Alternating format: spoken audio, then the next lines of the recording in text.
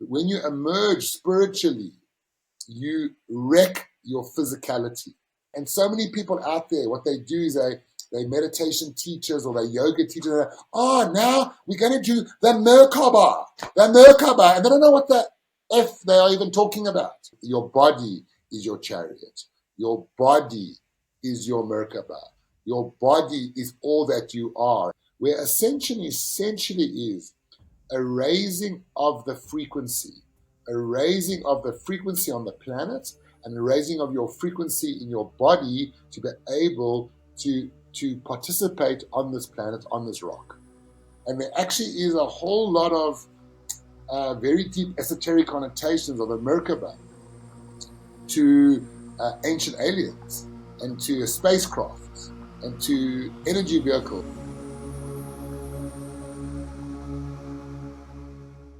Greetings, seekers of ancient wisdom. Today, we've got a very interesting topic from real ancient times, the Merkaba, your light body, also known as your chariot, that ancient people believed would carry your soul through the cosmos. So Myron Crost has joined us today to talk about this very interesting topic. He's an expert in the Merkaba. Myron, welcome. Thank you, Deepak. Always nice to be with you on your podcast.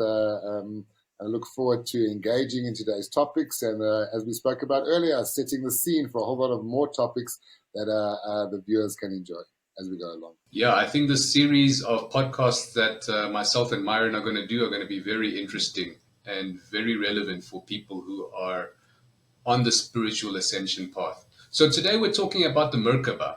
So Myron, this is a word that I haven't heard till very recently, and I'm still trying to wrap my head around what it actually means. So let's start off with, what is a Merkaba? A Merkaba, Merkaba, Merkaba, it's a Hebrew word. Merkava, Merkaba. It's more of a Merkava is more the correct pronunciation. Merkaba is what people talk about. It was first in Ezekiel's book. He had a dream, and that's where it's first talked about in the Old Testament or the Torah. Merkaba is a term that really talks about one's light body. Merkaba is a term that talks about a light body that is made up of all our different elements. So let's say you've got your physical and spiritual element. You've got your physical, astral, ethereal element. You've got your here element and source element. So all these different elements that allow us to be on the planet is encompassed in the concept of your light body. And another term for your light body is this Merkaba. And Merkaba is a term that also in Hebrew refers to the chariot. Almost like a chariot that you would see in your imagination. You'd have this chariot that possibly like a Roman soldier was, racing, a Roman gladiator, not a gladiator, one of those athletes who were racing around the stadium in one of those chariots. Merkaba is also very controversial as a term, and it's been linked to a whole school of meditation and a whole school of metaphysics. And my introduction to Merkaba was about, I'm like 54 years old now, and when I was around 28 years of age, I got introduced to the Merkaba concept. And I got introduced to this concept from a meditation perspective when I was in my, early 20s, mid 20s. Even though I come out of a Hebraic descent, a Jewish descent, I went the Ayurvedic approach. Started out with vegetarianism. Today I'm 100% plant-based. And I've been following Ayurveda since my mid-20s. And I then got inducted into Ayurvedic meditation. I started with Transcendental Meditation, linked to the Maharishi, which was when I was 19, 20. I learned to meditate there. I learned some deep Cypriot metaphysical meditation. I had some interesting teachers that taught me that. And then I studied all types of meditation, and I became really proficient at meditating. By the time I was 25, 26, meditating for 2 hours a day was a normal part of my life. Started teaching meditation around 27, 28. And somewhere along the line, I was introduced to a book called Jewish Meditation. And it was a famous rabbi called Rabbi Aryeh Kaplan. And this famous rabbi, Rabbi Aryeh Kaplan, he there's another famous rabbi called the Rebbe, and he's the Rebbe of the Hasidic movement, of the Lubavitch movement. And this Rebbe who's since passed away, Rebbe Schneerson. Rebbe is the name of a teacher. Rabbi is like a priest. The name of a rabbi would be someone who has been to seminary school and can help people with their spirituality. And a Rebbe would be like a great rabbi. There's a great teacher. And this Rebbe Schneerson brought over this young Aryeh Kaplan. He was actually America's youngest nuclear physicist. And he brought this guy over and he said to him, what's going on? What's going on? Why are all of our nice young Jewish boys going to India and changing their name? And what's going on? And so Aryeh Kaplan left Brooklyn and he went to India to go find out who all these nice Jewish boys from New York had all given up their Judaism and had taken on Hinduism and taken on Buddhism and had found these wonderful names. And he came back and he said, Rebbe, what it's all about, it's about meditation. And the Rebbe said, meditation? That's it. He said, yes, meditation, that's it. He said, the people are learning to meditate. And by learning to meditate, they are getting connected to a higher spiritual plane. And therefore, they are basically they are getting enlightenment. And the Rebbe Schneerson said but we have meditation as well. And that's where this Aryeh Kaplan wrote a book called Jewish Meditation. And I picked up this book somewhere around 28 years old. And there I got introduced to the concept of Jewish meditation. And which is very much to do with mantras. There are mantras, so we have prayers. We can use the prayers as mantras. Visualizations, for example, there's a wonderful Jewish meditation where you just stare at a fire. And it's an open-eyed meditation. And a lot of Jewish meditation is not necessarily closing your eyes and centering yourself. It could be a meditation where you're wide awake and you're aware. And you stare at the fire. And after about 20 minutes of just staring at the fire in a relaxed way and just breathing and focusing, you start to see the colors separating. You start to see what your eye doesn't see. And you start to see the blue. And you start to spot the blue behind the flames. And these are just examples of different types of Jewish meditation. So Merkaba would have been an ancient school of meditation. So around 2,000 years ago, the time of the beginning of Jesus Christ, around then, the Romans destroyed the Second Temple, Herod's Temple. They destroyed that. And the seat of spirituality moved from Jerusalem to a little town called Sippora. And I've actually visited Sippora today. Is just it's an archaeological ruin.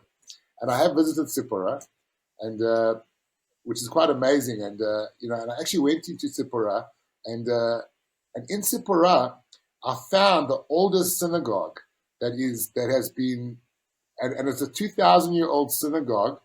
And the funniest thing about the synagogue is that it's got the full astronomy, the full astrology. It's got all the star signs laid out in the mosaic.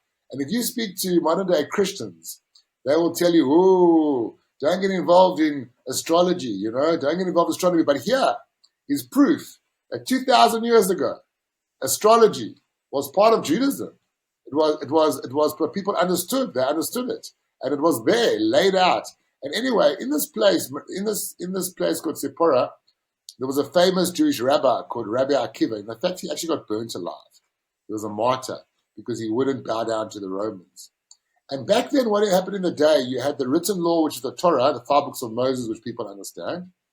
And you had the oral law, and the oral law was passed down from teacher to student.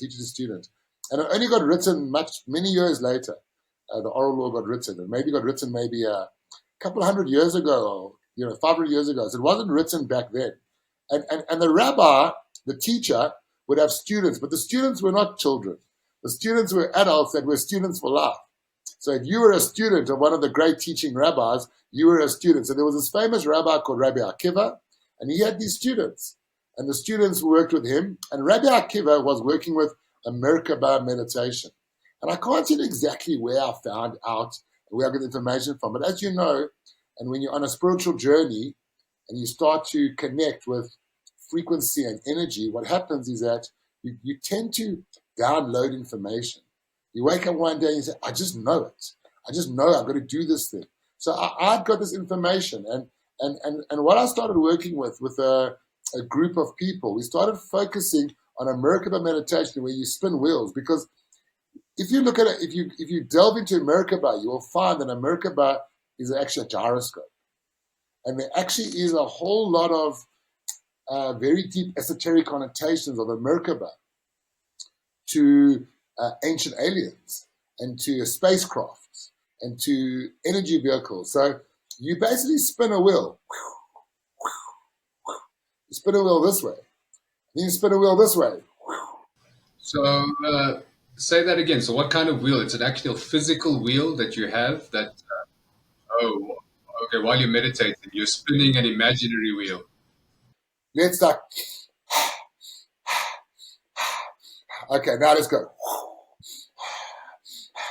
And everyone breathes together. You spin a wheel. And everyone in the meditation is spinning the wheel in the same direction. You're spinning it in this direction, going right to left. And then you then get the team, the crew to spin the wheel. Okay, everyone, that wheel's now spinning. Fantastic. Now bring in a new wheel. And then you spin. Now you spin a wheel that way. Cool. Now you got two wheels. You got a wheel spinning this way. You got a wheel spinning that way. And then you say, okay, now we're going to spin the middle wheel. And then once you've got all wheels, and if you are a proficient meditator and a visualizer, you can visualize very easily one wheel spinning this way, one wheel spinning this way, and you can visualize the middle wheel. And then you say, okay, now spin. Now allow the wheel. So now you slow down your breathing. You're breathing in, and you're breathing out, and you slow your breathing down, and you allow all these wheels to spin. And then what happens from the spinning of the wheels, your Merkaba gets activated. And you talked about ascension or activations or anything like that. Ways of activation, ways of ascension, ways of raising your frequency, raising your consciousness comes down to this Merkaba style of meditation. So this was the stuff that I was doing around 29, 30, 31. And this led me to a bodhisattva. What is a bodhisattva? It is a spiritual emergency. So in the East, when you come from the right family, you're Brahmin, you come with someone in the family is going to go pop, and they're going to go into enlightenment. And once you raise your kundalini, you get to your serpent, you come from the base, come all the way up to the crown, you go through into an enlightenment, and that's bodhisattva, right? Bodhi is like the Buddha stomach, and sattva, and that's bodhisattva. But the problem with the bodhisattva is that when you emerge spiritually, you wreck your physicality. And that it's a catch-22 situation. You've worked so hard for 5, 6 years, maybe 10 years, to achieve a higher spiritual level of consciousness. And all of a sudden, once you achieve it, what happens? Physicality just gets wrecked, gets pulled apart. And it's this what happened to me. Now, if you're in the East, like the story of Siddhartha, and if any of the viewers haven't read Siddhartha, it's a little book you can get and you can read that. It's a story of Buddha and how, the story of Siddhartha, the story of the Buddha, how he, comes into his enlightenment, age 33, gets given a begging bowl by his family and gets sent away and comes back 2 years later, the enlightened prophet we know that is the Buddha character. And this is what needs to happen when you go through bodhisattva. You need space and time, and you need to work things out, and then you need to ground this energy, because if you don't ground the energy, you can't participate. You're outside of society, and then you just go to become an ascetic and go live in a hill somewhere.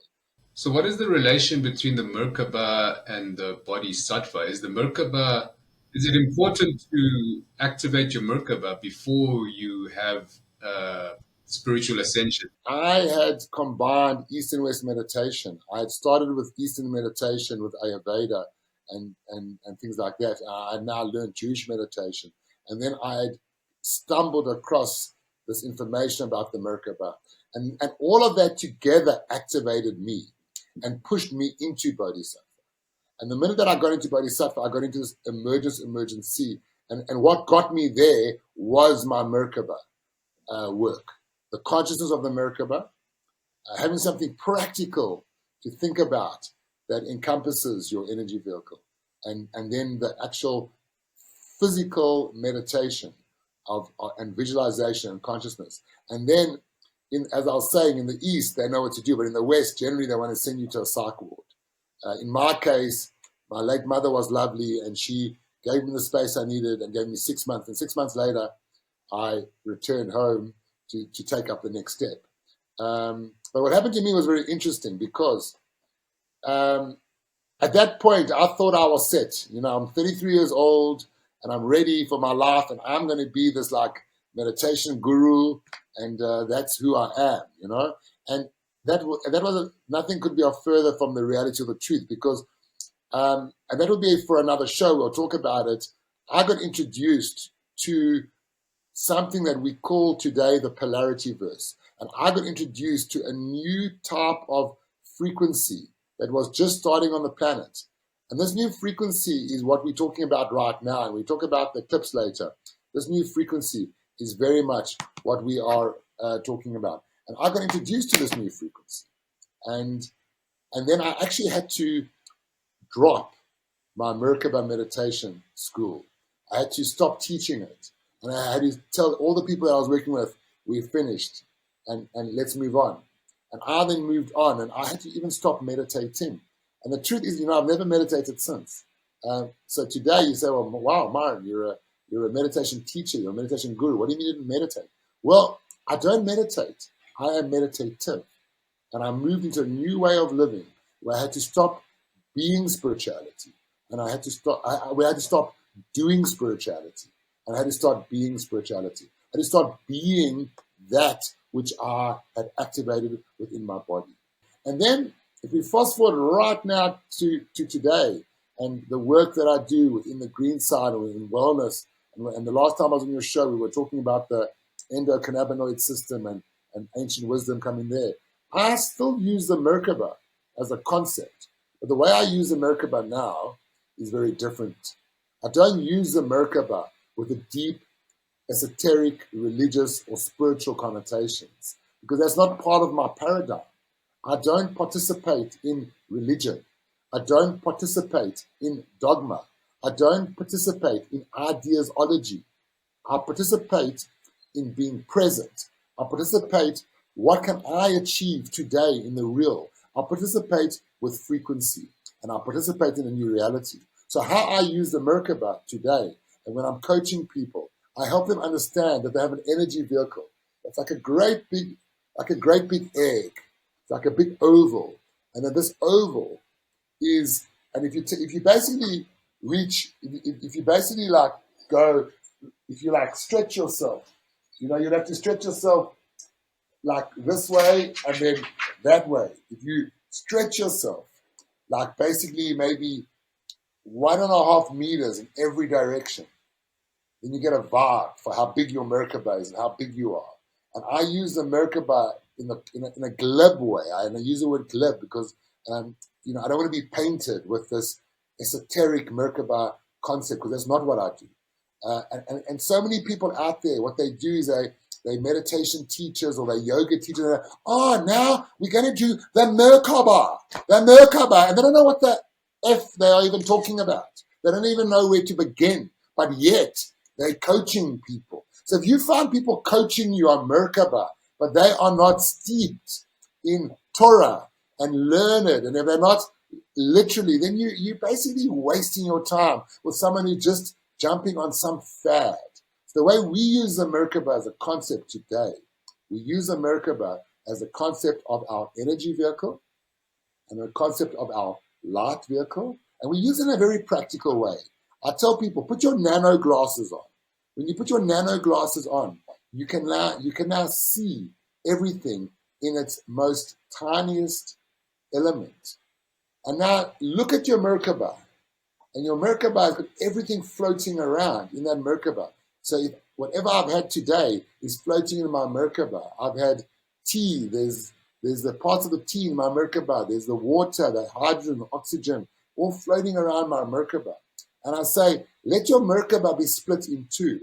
Let the bottom part of your Merkaba be the part of your Merkaba that processes toxins in your body and that has to deal with everything that is linked to artificial. And let the top part of your Merkaba be everything that's linked to your higher self, to your loftiness. And therefore, if you put a cup of coffee into your system today, that goes into the middle of the Merkaba, but it goes down. And it's natural, so it just sits there. But if you drink too much coffee, it goes down, down, down. Now, if you're taking some sort of a chemical, pharmaceutical, or you're eating food that is full of chemicals, you're eating meats and chickens that is full of artificial chemicals. All of these chemicals will go to the bottom of the Merkaba and they will rise from the bottom up, and all the naturals will go from the bottom down. And when your Merkaba gets too full, when the bottom part of your Merkaba gets too full, then it will start to affect the greater Merkaba.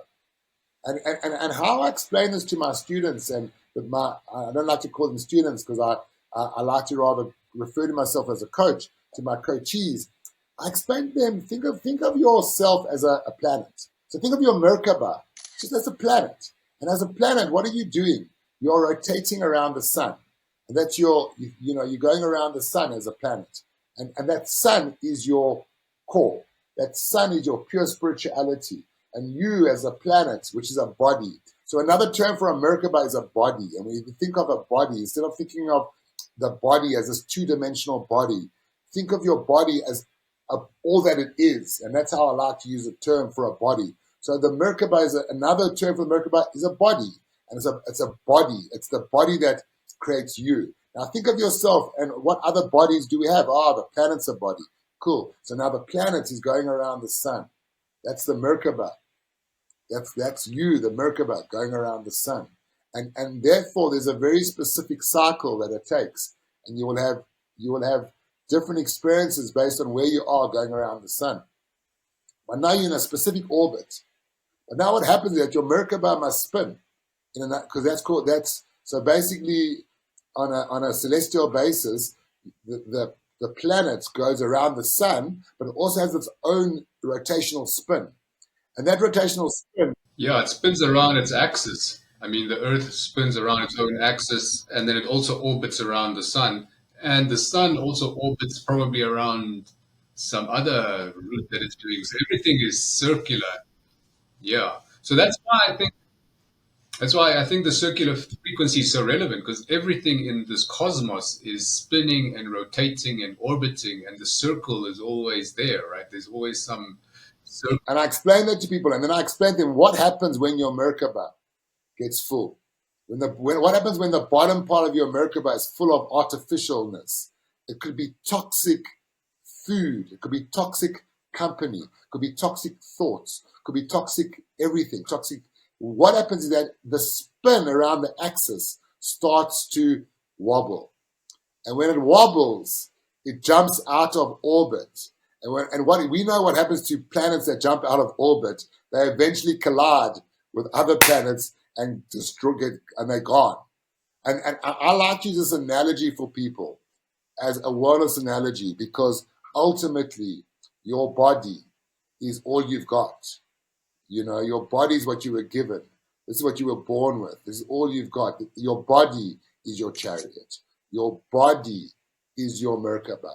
Your body is all that you are. And when people think about their body, they so often just think about the two-dimensional body. But if you work for a company, a big organization, a big corporation, that's also a body. And that company's got shareholders and directors and staff members and managers and all that. And then we say to you, okay, well, what about you? Do you have shareholders? Do you have managers? Do you have line executives? Of course you do. Just the same way as that company has all of that, so do you. You're just not aware of it because we have been taught to dumb ourselves down.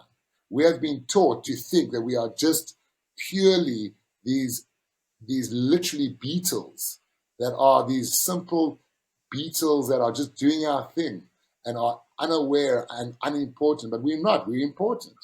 We're here for a reason. We have a Merkaba. We have a light body. We have a whole, a whole. We have so much more than we think we are. So that kind of helps you to understand my context with Merkaba from my original learning and practicing Merkaba meditation, and then very much linked to Tree of Life, numerology, Gamatria, all of that kind of stuff.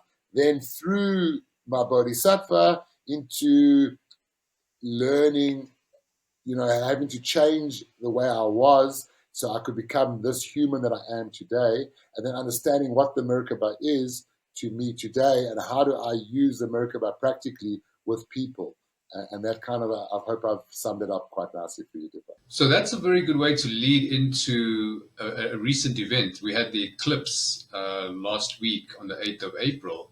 And you mentioned to me that it had a significant effect on you. And was it through the Merkaba that it was affected? It was obviously affecting your Merkaba light body as well. The thing is, when you start to work in a unified fashion, and you start to realize that there's no such thing as separation, and we are only separated by gravity, and we're separated by time and space. But in reality, we're not really separated.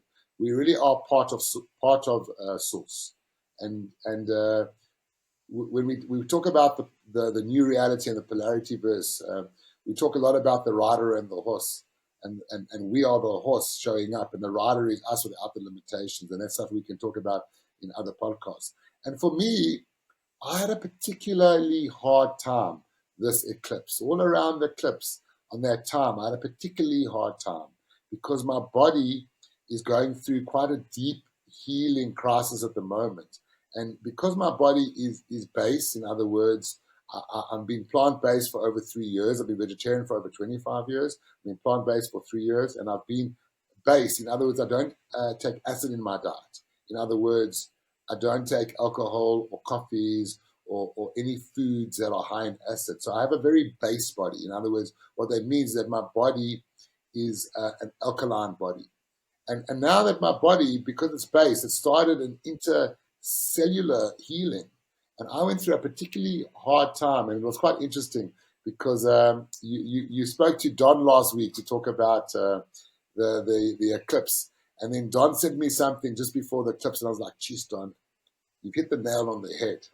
This is actually what's going on in my body. So I did. So if you are sensitive and if you work with your higher self, your inner self, you work with all that you are, and you work with it not in a way of separation, because I tell you all the time, Deepak, and I speak about that a lot.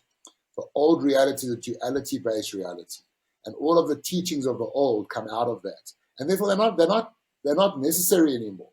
So learning about the Merkaba from the ancient Hebrews, you don't need it anymore because those times are finished. We've moved into the Aquarian age.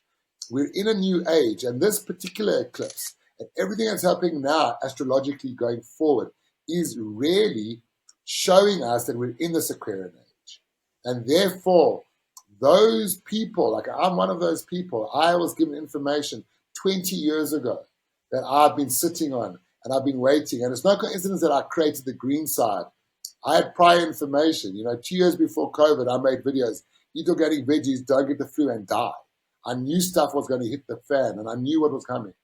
And basically, from a new reality perspective, we've moved into a new reality.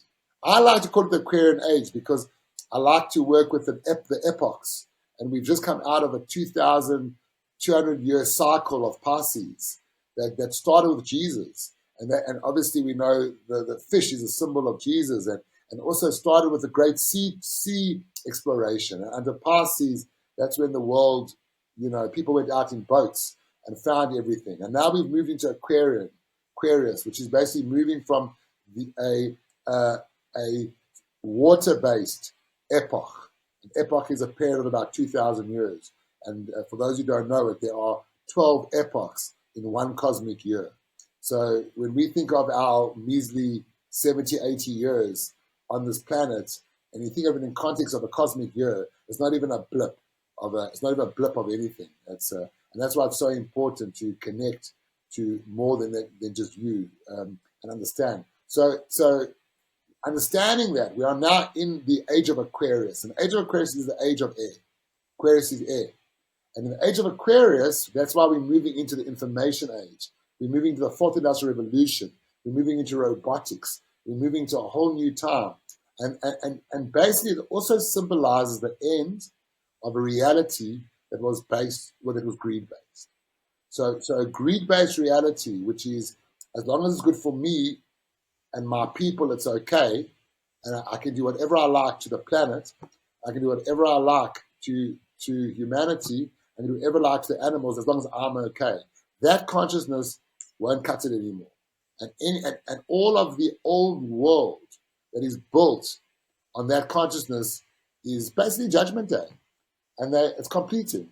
So for me, this eclipse was very much an example of my body, my Merkaba, my energetic body getting ready for higher frequencies, higher vibrations, so that I could also participate. And we spoke about it when we had breakfast the other day, and I said to you, Deepak, it's time.